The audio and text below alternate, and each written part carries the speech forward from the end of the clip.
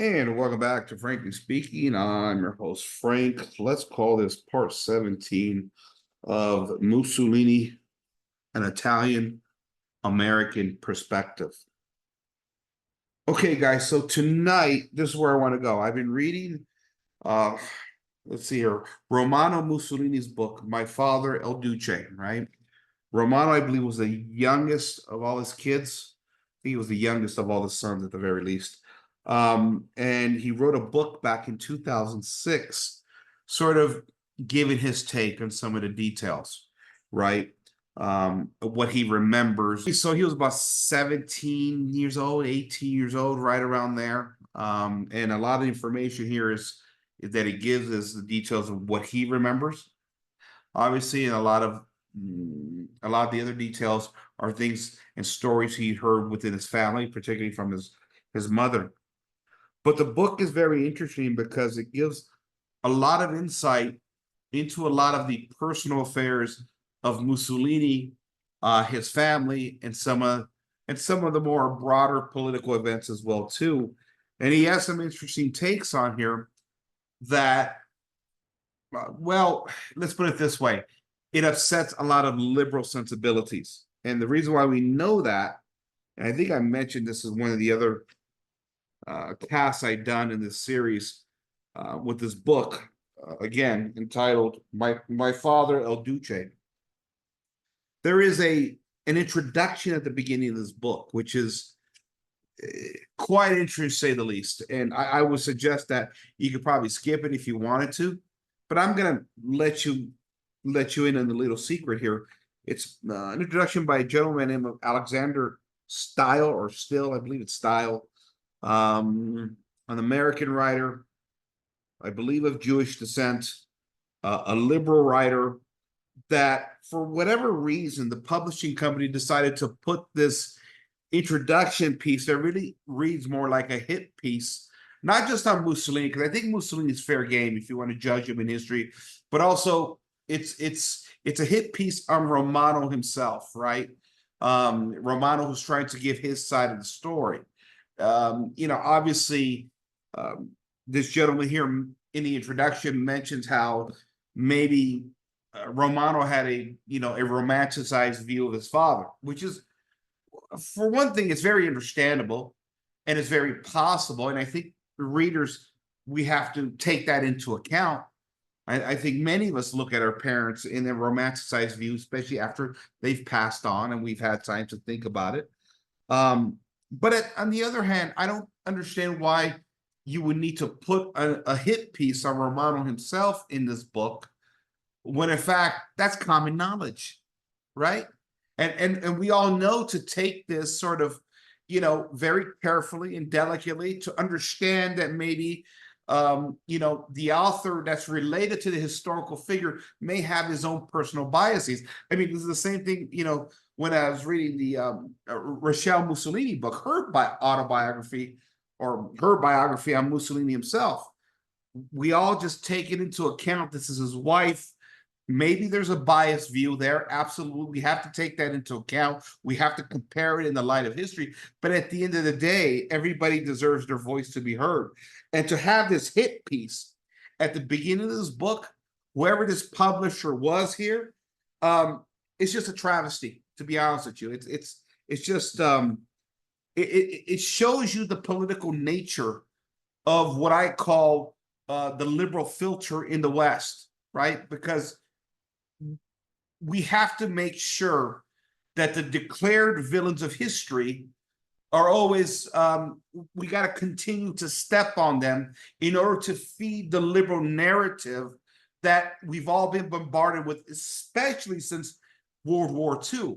That's not to exonerate the villains of that period, right? It's not to exonerate Mussolini himself or even Hitler himself, but we're not even allowed to have a pure voice of the inside knowledge, of the know-how, of the inner circle that could possibly present this historical figure as something more real and compassionate and kind and with more nuance, I guess is what I'm trying to say, more nuance here.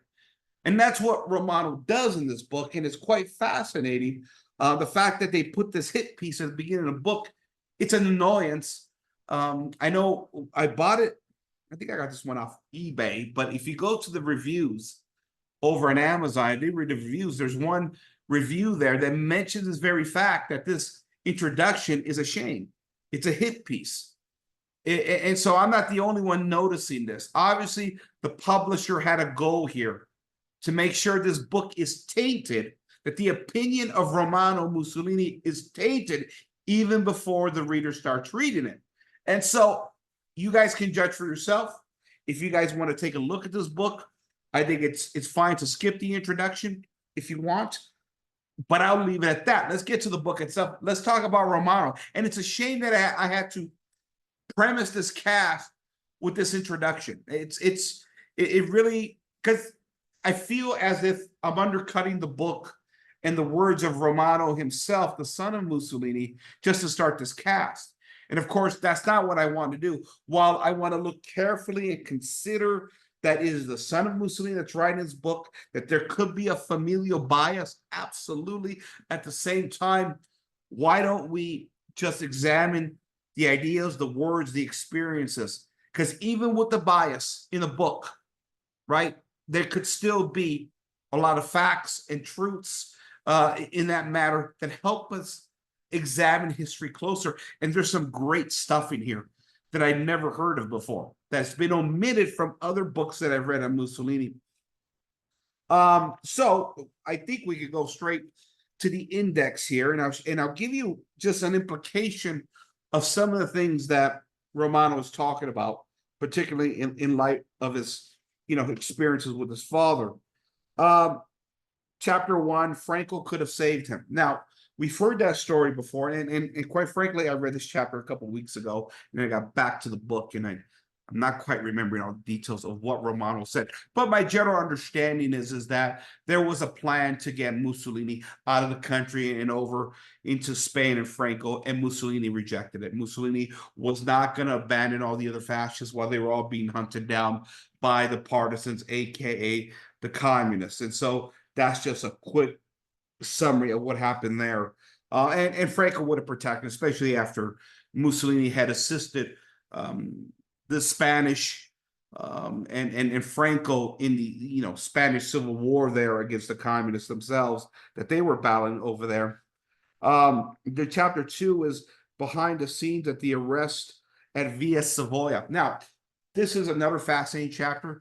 This is after the Fascist Grand Council had voted a vote of no confidence against Mussolini. Mussolini didn't think much of it that night when he went home.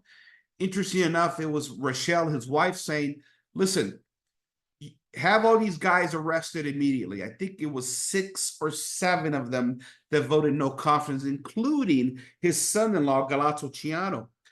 And as he got home, for Mussolini, he didn't think this was going to lead to his overthrow.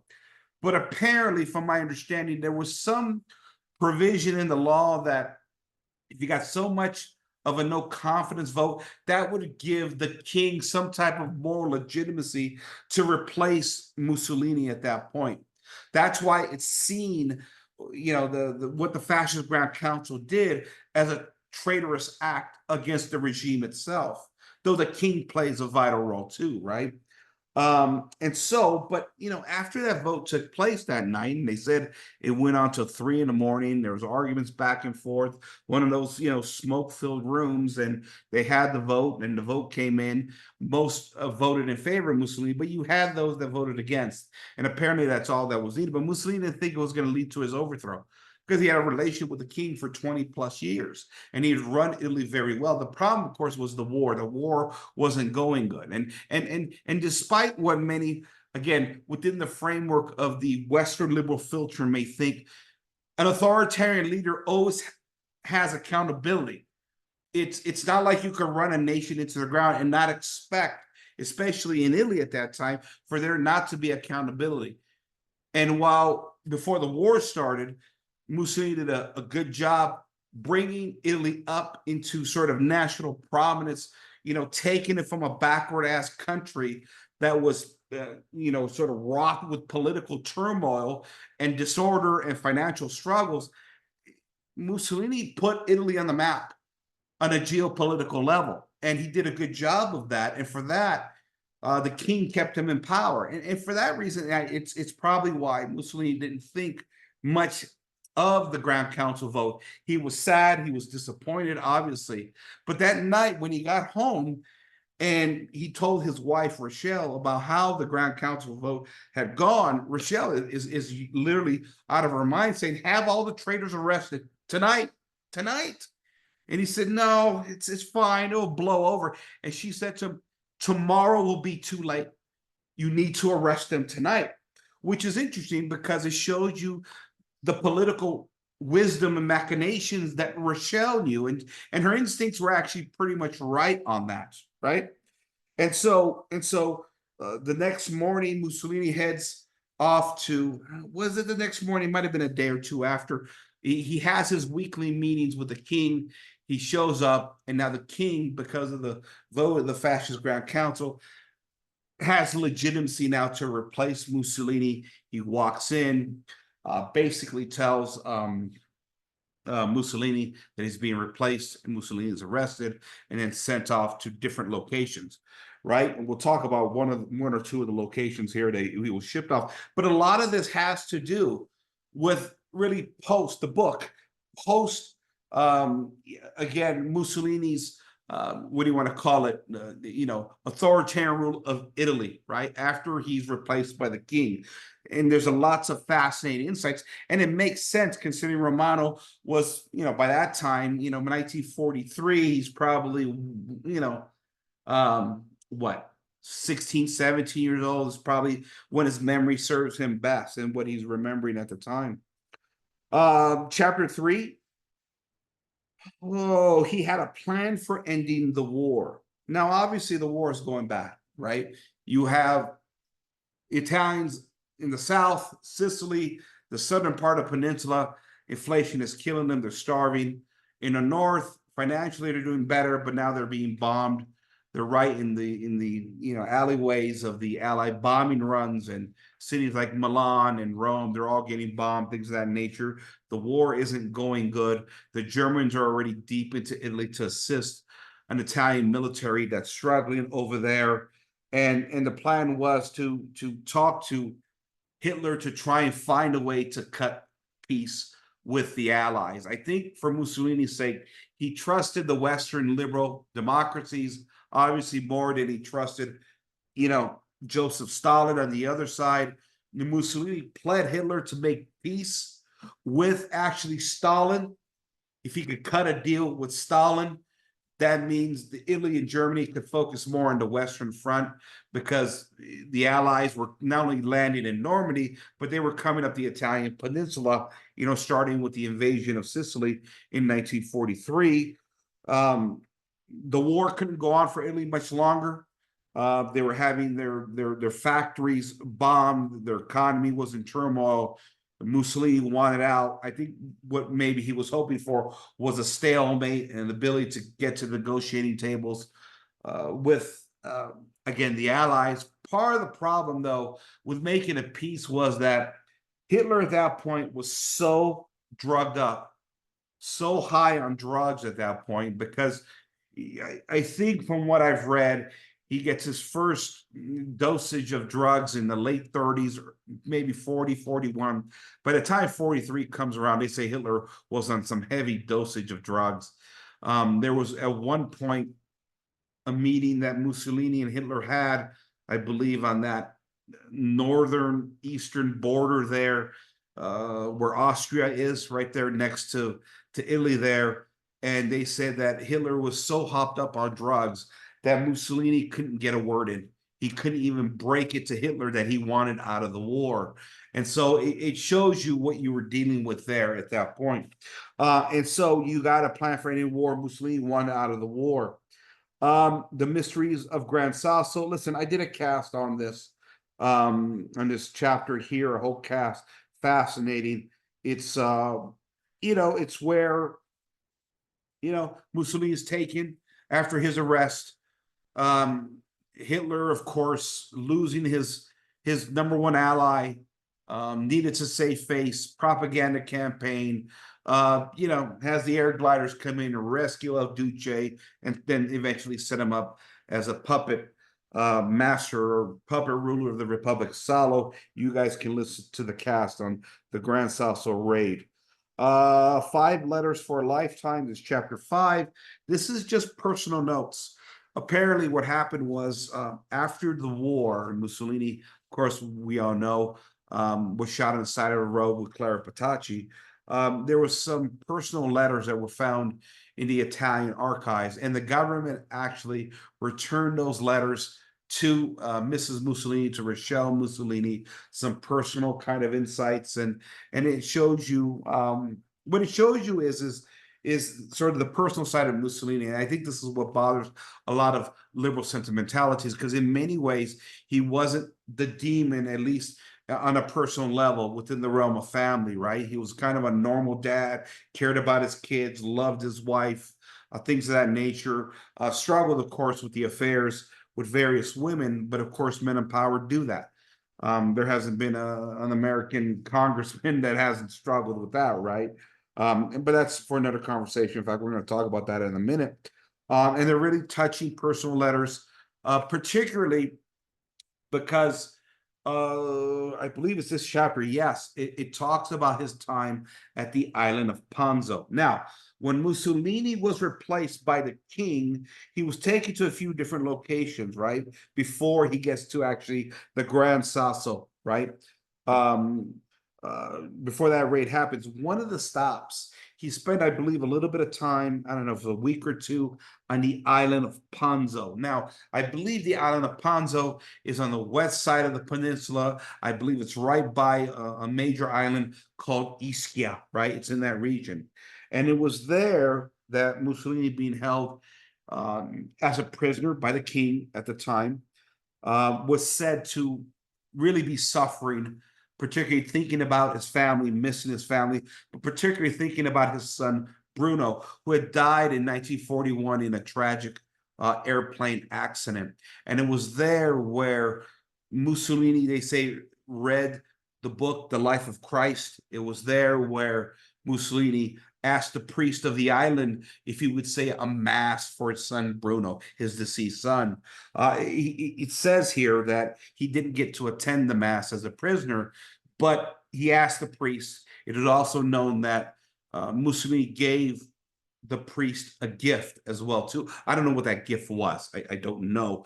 I wonder if it was just the book, The Life of Christ itself, whether it was his. Now, there was also gifts sent to him by the Germans, right? Hitler, Goring. This is before they rescued him, right? To send him, what was it? I believe a big 20-volume set of Nietzsche or somebody like that, right? So everybody kind of knows he's there, and but is there. It is believed that, at least I believe from what I've read, that maybe this is where he starts to find his Catholic faith. The fact that he's reading the life of Christ, the fact that he's asking for a mass said for his son Bruno, kind of is an indication to me that he's thinking, deeper about spirituality. One of the things he says here that I don't quite understand is thinking about his son Bruno, how, looking at the war and looking at everything that's going on, how his soul must be tormented right now. I kind of don't know what that means. Does it mean that he believes that Bruno was in purgatory? Possibly. Obviously, if he's having a mass offered, there's something to that context. But it's an interesting time as he's reflecting, and I think for Mussolini at that point, and I've read this in a few other books, he's done with politics. He wants to go away. He wants to spend time with his family. That's why when he's rescued off the top of Sasso, on the Sasso raid, and Hitler has him shipped off to Germany, they say he just want to retire and go be with his family. But Hitler had other plans. Hitler needed the propaganda. Hitler needed Italy to be in the war in whatever capacity, and so thus, the machinations of geopolitics got involved there. Chapter 6: My mother meets Claretta Petacci. Now this is fascinating. Now, as you guys know, Mussolini had a few affairs in his lifetime. At least that's what's stated. Now, listen, when it comes to the affairs of Mussolini, these things were highly publicized. They were public soap opera in Italy at the time in the 30s and the 40s. I've had some insiders who study this say that a lot of this was propaganda, particularly by communists to slander Mussolini. Listen, I don't know if I can follow that line of thought. Everything I've read suggests that the affairs happened, particularly because, again, not only is his son Romano Mussolini here talking about and acknowledging the affairs, but even Rachele Mussolini, his wife, acknowledged the affairs, right?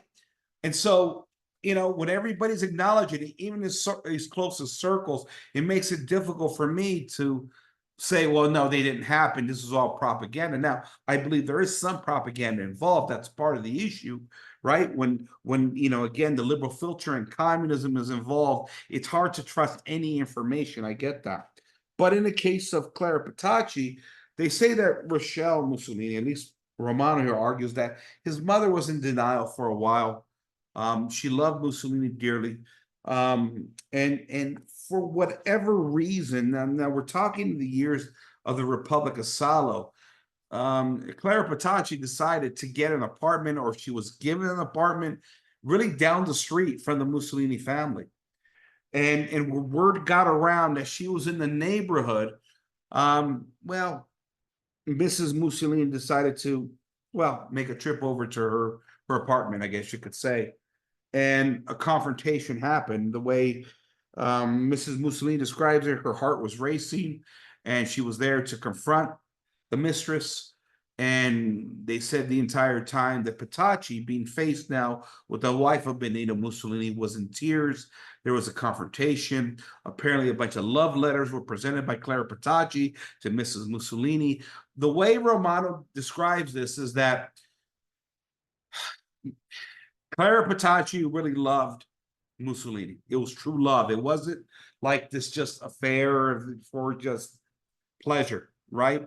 Which complicates the matter here. And he says here that Romano and his other brother, Vittorio, actually felt sympathy toward Clara Petacci. Go figure, right? The woman that's having an affair with, your dad, against your mother, obviously hurting. And I don't exactly know what that means, that they had sympathy for her, but the fact is that this relationship was real, and there was a struggle here. But the confrontation happens. At one point, there was a security guard there. I think it was another German officer, and this is Salo, where I think now Romano doesn't mention this. I've read this in another book where Mrs. Mussolini lunges to go after Petacci physically, and they're separated.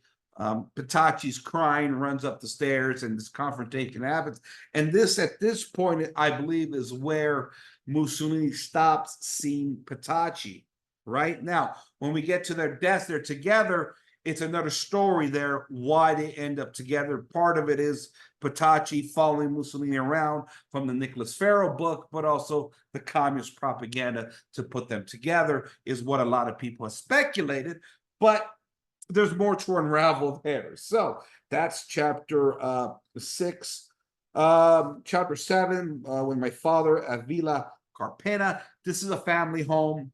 This was bought early on by the Mussolinis when Mussolini was writing for the socialist magazine Avante.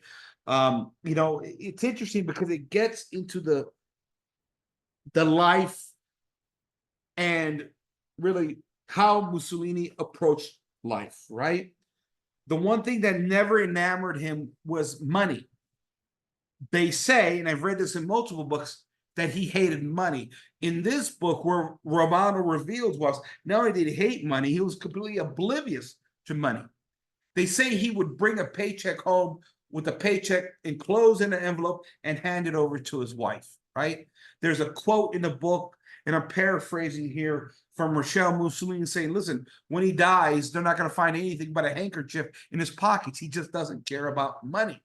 In fact, he didn't care about money so much that when he was working for Avanti, the socialist magazine at the time, he would get $120. What was it, a week, every 2 weeks, a month? I'm not sure. I think it was a month. I think it was 20. The 20 lira he would give to the magazine itself so it could survive. He brought the 100 lira home, and it was out of this money that Rachele bought the home. She was able to save the money to buy the home. And so, and at one point, even after that, because when he's writing Avanti, he's a nobody, right? After he leaves Avanti, goes to World War I, he comes back home. That's when the ideas of fascism start developing. And by 1922, he ascends into power at the, at the request of the king. And as Mussolini becomes the most powerful man in Italy, as Mussolini is the authoritarian figure, and all these women are throwing at him, and all this stuff that happens that comes with power, the one thing Mussolini never wants, never asks for is money. He doesn't take a salary for his prime ministership or his authoritarian rule, whatever you want to call it. He lived off the basically his newspaper, the Popolo d'Italia, and the funds from that newspaper, which was very modest. And at one point, it's Rachele that complains to her husband and says, listen, you're the most powerful man in Italy, and yet there's aristocrats out here that live better than we do. I got a household to run here, and you're not taking pay here. We're not making a whole lot. You're the leader here, the most powerful man in Italy, and we're living very, very, humble lives here to such a degree that we could use a few more bucks. Benito, that was her point. But Benito truly hated money. He didn't care. He was an idealist, I guess you could say, in many ways. And that's why the whole fascism thing, whatever it is, right? And I got to get deeper into the philosophy of what fascism actually was, right? The philosophical side. But it tried to break away from that, that two-headed or that two-sided coin of capitalism and communism that reduced everything down to sort of dialectic materialism, right?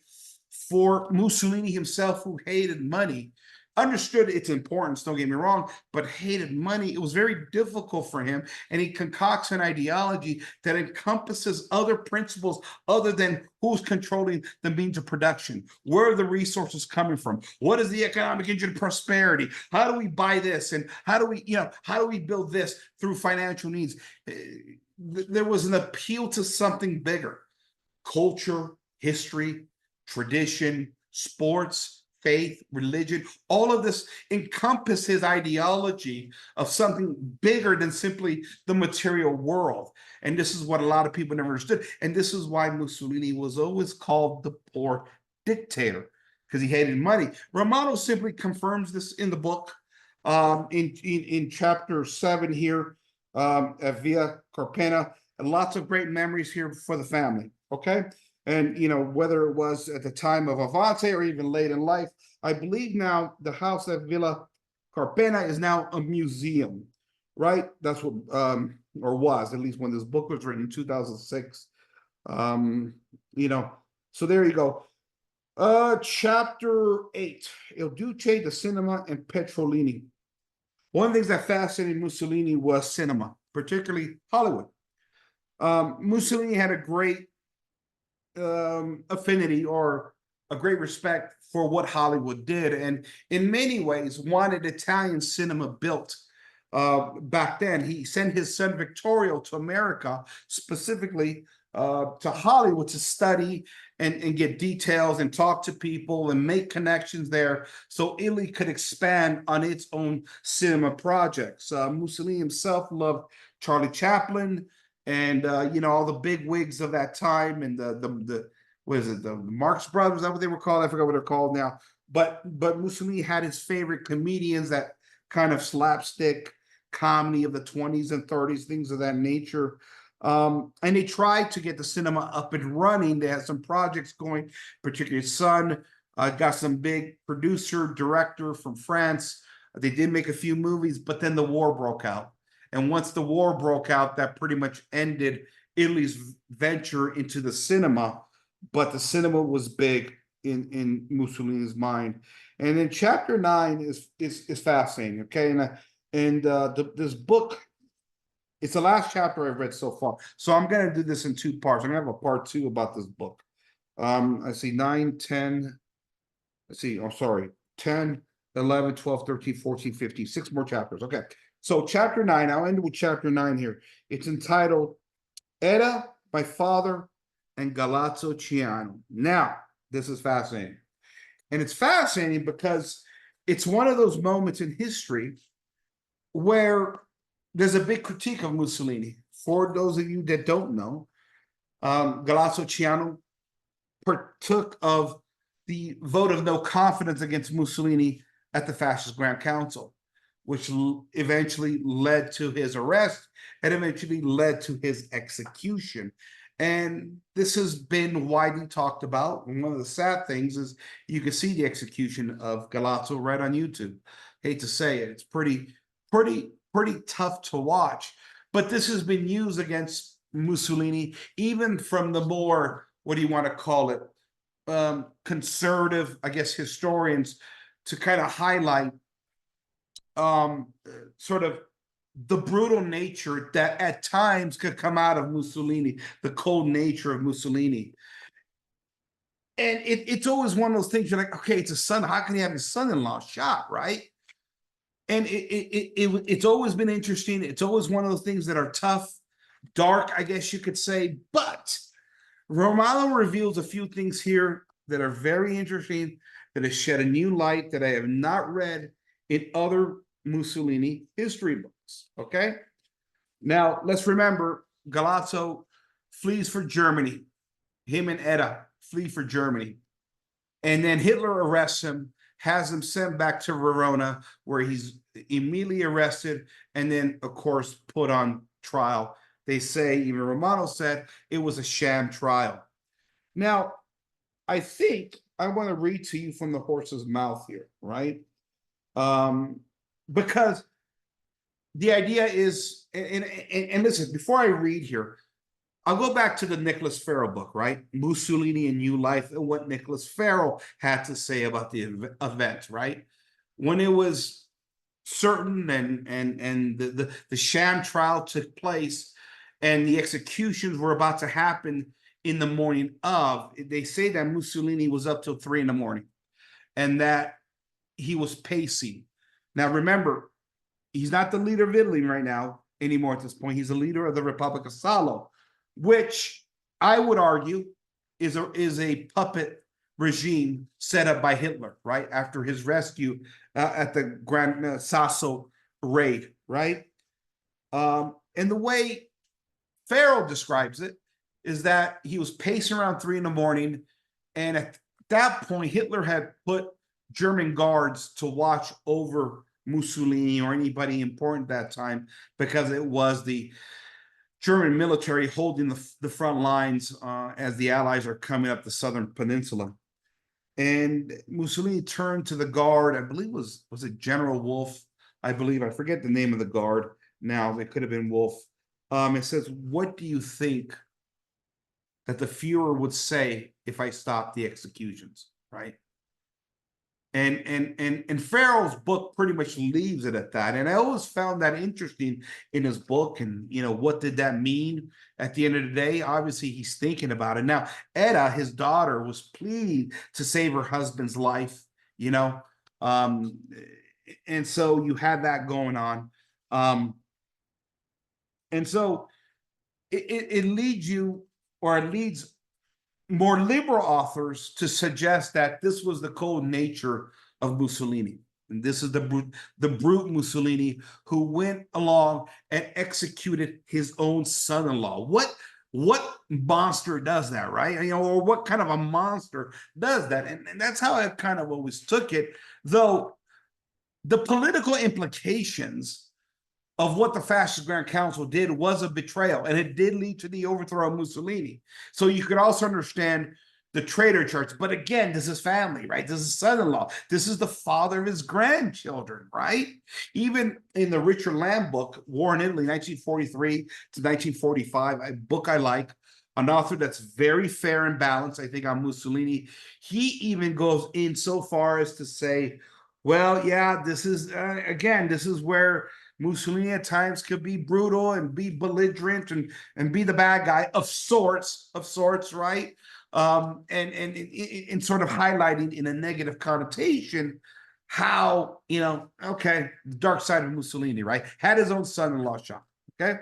And that's how I've always taken. That's what I've read, and it's pretty dark and it's ugly. I got to admit that. But again, here's Romano writing, and in his book on page 103. This is what he says here. Edda eventually grew terribly unhappy. I remember her despair on January 8, 1944, when the trial against the Grand Council conspirators, the one who earlier gave a no confidence vote in El Duce, began in the Castle Vecchio in Verona. It was a hearing with foregone conclusions.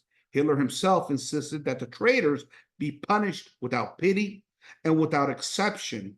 Il Duce, having attempted in vain to defend Galeazzo, who was both his foreign minister of foreign affairs and his daughter's husband, was forced to acquiesce, despite the fact that Edda tried to the last to save him.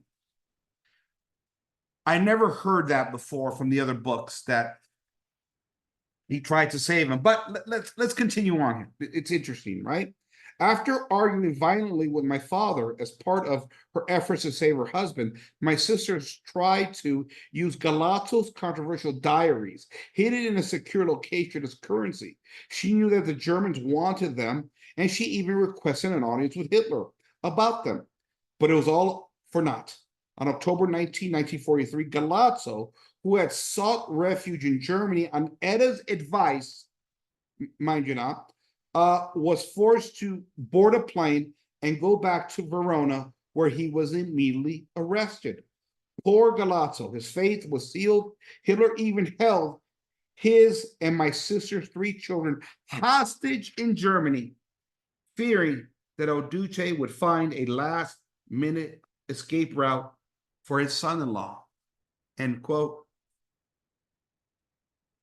So tell me, guys, what does that mean? What does that mean?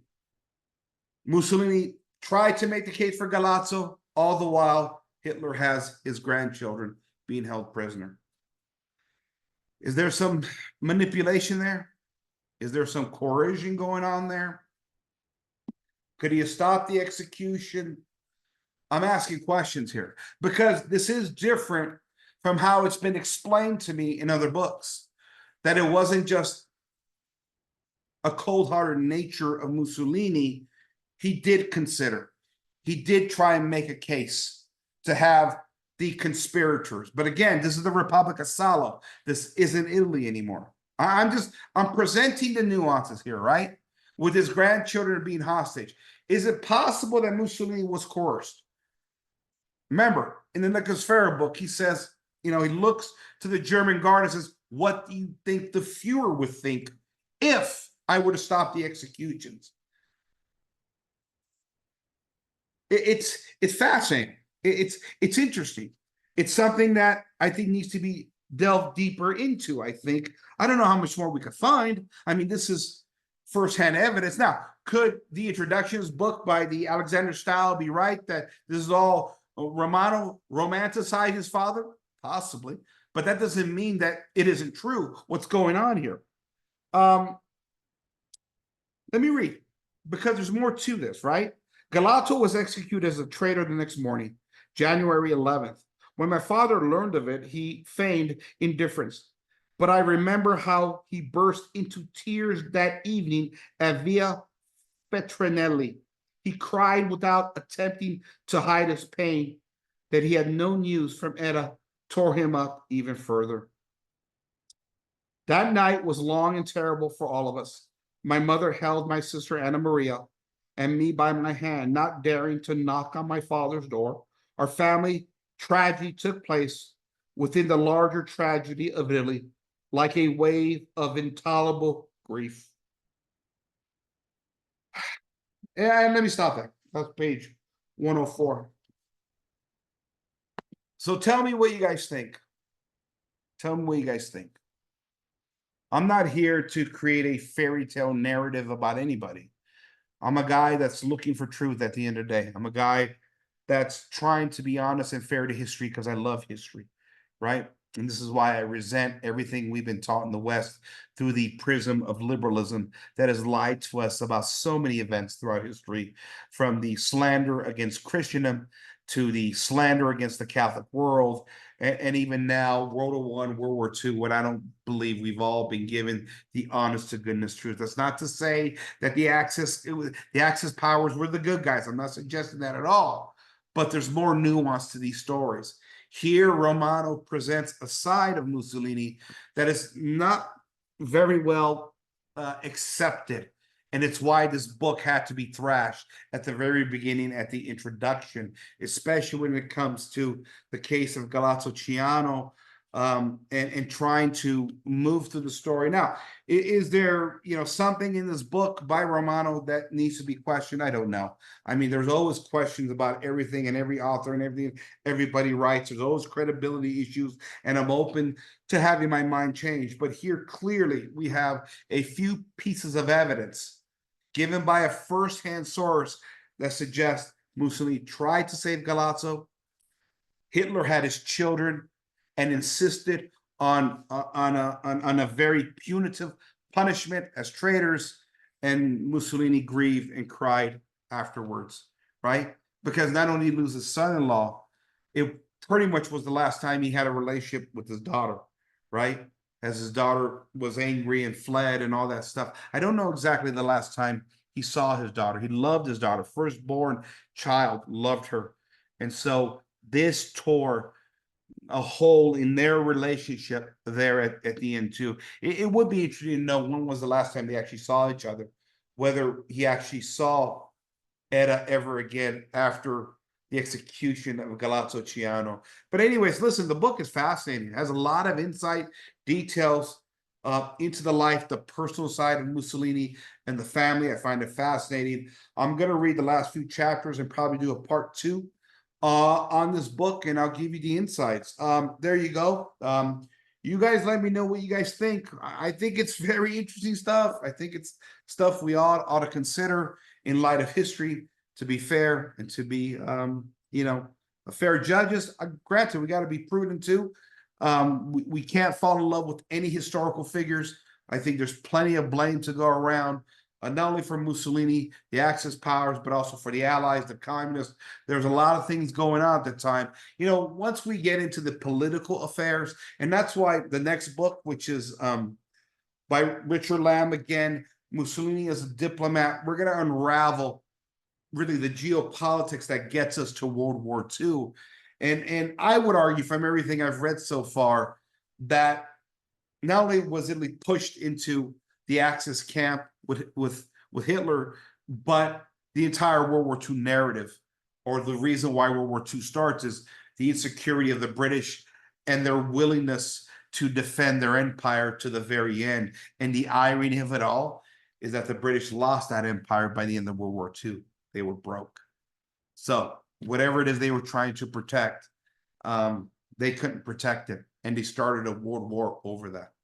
Not to say that what was going on, with the German side of the war wasn't a problem, but we have to be fair to history, right? And call it fair and foul. And ultimately, I think there's more to it, even to the start of the General War. But again, my father, El Duce, by Romano Mussolini, short book, little book, but a fascinating read. Lots of details inside of that. I want to thank you for joining me once again. Mussolini, an Italian-American perspective. I want to thank you for joining me. This is Frank signing off for Frankly Speaking. Good night, everybody.